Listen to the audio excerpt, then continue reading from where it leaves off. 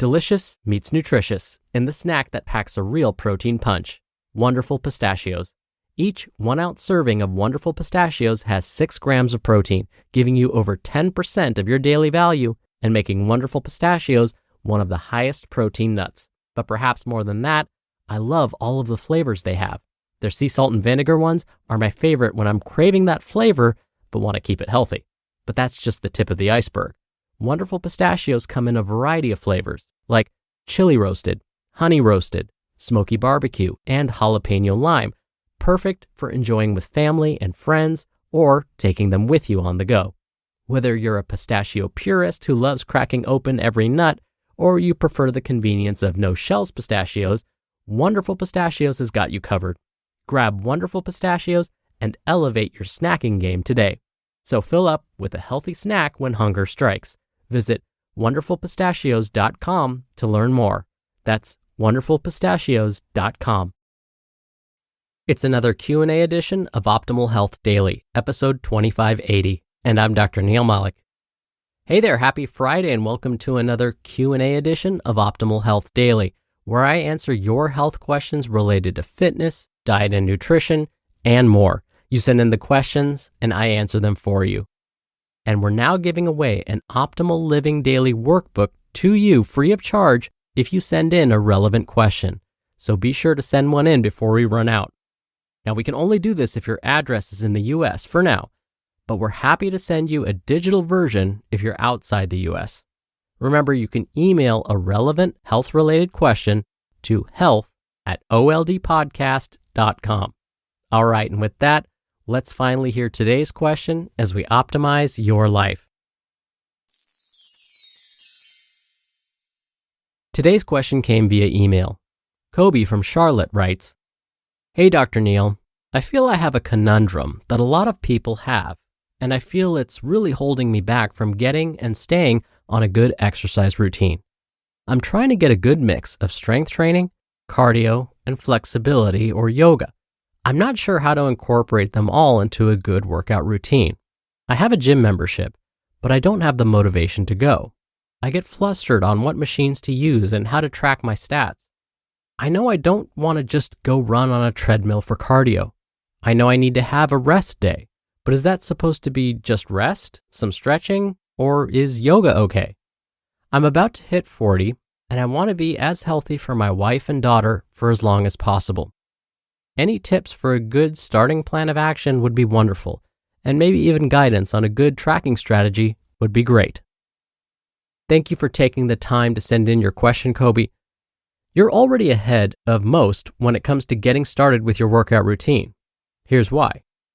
1, you've found your why. You know that you want to stay healthy for your family. Remember this, write it down, and keep it somewhere visible as a constant reminder. And I'll talk about that again at the end. And 2, you already know what to do, meaning you know that a balanced routine should involve different types of training, cardiovascular, strength, and some flexibility. It's just taking that first step, hey, pun intended, that's what's missing. So again, you're already ahead of most people. So why is it important to focus on a variety of training methods? Why can't we just do cardio and ignore flexibility, or just get bigger muscles and ignore cardio? In my experience, when people hear the term cardio or cardiovascular activity or aerobic exercise, these all basically mean the same thing, by the way. Images of the crowded, noisy, and sweaty gym environment come to mind. You can just see those gym rats getting in their cardio by jogging on their treadmills or cycling along on their bikes, trying to distract themselves from the monotony by listening to music or this podcast. Thank you for that, by the way. Or watching their favorite movies and TV shows on their phones, playing on Instagram, catching up on their reading, anything to take their minds off of the next 30 to 60 minutes they have to endure just to make their hearts healthier. But please know that getting in a good cardiovascular workout doesn't have to be like this. Yes, cardiovascular activity is important. Making your heart work harder than it normally would does in fact make the heart stronger. It also helps keep your arteries healthy and flexible. It releases good-feeling hormones and may help prevent a number of chronic diseases like type 2 diabetes, some forms of cancer, and even Alzheimer's disease. But again, you don't have to spend time on an elliptical, a treadmill, or a stationary bicycle to achieve these benefits. More on that in a bit. When it comes to strength training, yes, that too is important because it helps build and preserve muscle. This is really important as we get older. This is because as we age, our bodies start to break down muscle. So by strengthening them, we're slowing down that process. And something that's often forgotten when it comes to protecting our heart and blood vessels, flexibility training.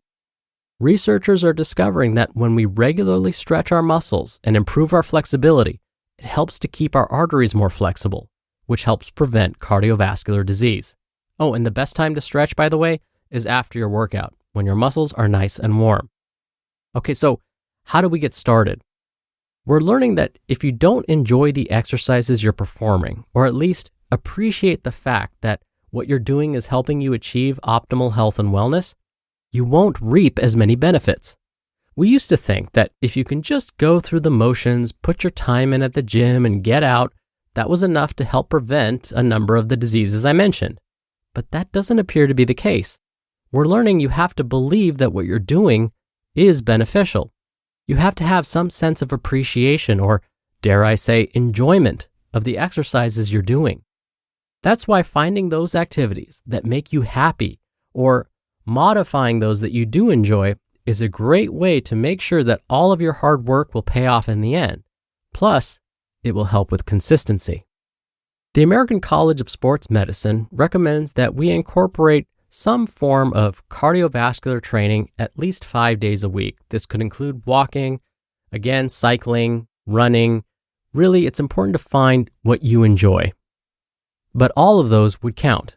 When it comes to strength training, they recommend performing strength training exercises that involve most of the major muscle groups at least twice a week. And when it comes to flexibility training, same thing. 1 to 2 times a week is advised. When it comes to rest days, 1 or 2 rest days a week is great. When it comes to resting, it really depends on how your body's feeling. It also depends on your current fitness level. So I know this answer is not very clear, but yoga could be a rest day if you find that it relaxes you and helps you feel your best. If you find that doing yoga on a rest day is making you feel more fatigued and more stressed, then don't do it. At the very least, on rest days, what I usually recommend is going for a short walk or going for multiple short walks throughout the day. But let's get to the heart of just getting started. What are some actual recommendations to start, maintain, and progress with your workouts? First, I highly recommend hiring a fitness professional to help you get started. Now, we might be thinking, Dr. Neal, isn't there a free resource, called the internet that can show me how to perform these foundational movements, which would save me the time and money from having to hire an expensive personal trainer? Yes, of course. And finding credible fitness resources on the internet and watching instructional videos from these credible resources is a great start. But the advantage of having a certified trainer watch you perform these movements is they can correct you if you're doing them wrong. They can help you make adjustments to your form before bad habits start to develop. And they can help you track your progress. Now, they won't just write down the exercises you performed and how much weight you lifted. They'll do that, but they can also help track whether you're losing body fat and gaining muscle. So how do you find someone with the right skills and credentials? Be sure to ask them about their training certifications. If they have a certification through the American College of Sports Medicine, the National Academy of Sports Medicine, or the American Council on Exercise, that's a good start. Then ask them about their experience. Have they helped others like you before? Can you reach out to their former clients? If they start to hesitate or can't answer these questions, then keep searching. But I understand that it may not be possible or reasonable to hire a personal trainer right now. So let's talk a bit more philosophically, and let's see if this helps. First, it's not about willpower. Far too often, we blame our lack of willpower when we don't succeed at something. The truth is, willpower comes and goes, and frankly, it's exhausting to rely on our willpower all the time. In fact, I probably have less willpower than the next guy when it comes to pizza, French fries, and donuts, since those are my problem foods. But think of willpower like a muscle. Exercising it every so often is a good thing, but too often, and it leads to fatigue from overuse. Willpower operates the same way. Using it every now and then is good, but relying on it all the time, or anytime we want to work out, will just lead to exhaustion and disappointment. This is often why, if our goal is to work out, but we wait until, let's say, the end of the day to work out, it's probably not going to happen. Why not? Well, we just spent an entire day using that willpower muscle at work, in school, in traffic, paying bills, dealing with the kids, you name it, and then we somehow expect we're going to have enough willpower left in the tank to make a good decision when it comes to going for a run. Again, that's probably not going to happen. That muscle is spent. We need to have some willpower backup, tricks to fall back on when our willpower is just not there anymore. Which brings me to my next point. Quote, "By failing to prepare, you are preparing to fail." Benjamin Franklin. So something we can do to back up our willpower is to have a plan. The beauty of this is it takes out the guesswork and removes willpower from the equation. Now, this plan doesn't need to be complicated. More on this in a second. But researchers are finding that we are often more successful at reaching our goals when we have a plan. Even if we start small, it will help. So maybe just pick one day this week to get in that workout. Notice I didn't say come up with a 5-day plan or a plan for all 7 days of the week, just one day. And if you write down your plan, like on your calendar, it tricks your brain into thinking it's real, which in turn makes it more likely to happen. In fact, I often spend some free time on Sundays planning out which days I'm going to work out that next week, and I write them down on my calendar. Next, keep it simple and consistency will follow. Does working out mean we have to go to the gym? Or does it mean we even have to leave the house and go for a run? No. We can work out in the comfort of our homes with little to no equipment. Exercises we can do in our living rooms without any special weights. The fact that we don't have to go anywhere, and if we really wanted, can work out while watching our favorite content, makes it even more likely we'll squeeze that workout in. That's what I mean by simple, because when it's simple and convenient, it will almost automatically become consistent. And lastly, have patience. Habits take time to form. So why do we expect to be able to break our habits with a quick snap of our fingers? It doesn't work that way. So again, consistency is key. And have patience with yourself. Understand that you may not see the results you're looking for right away. You may build a routine, then go on a trip, or it's vacation, and then the routine falls apart. So you may end up having to backtrack a bit.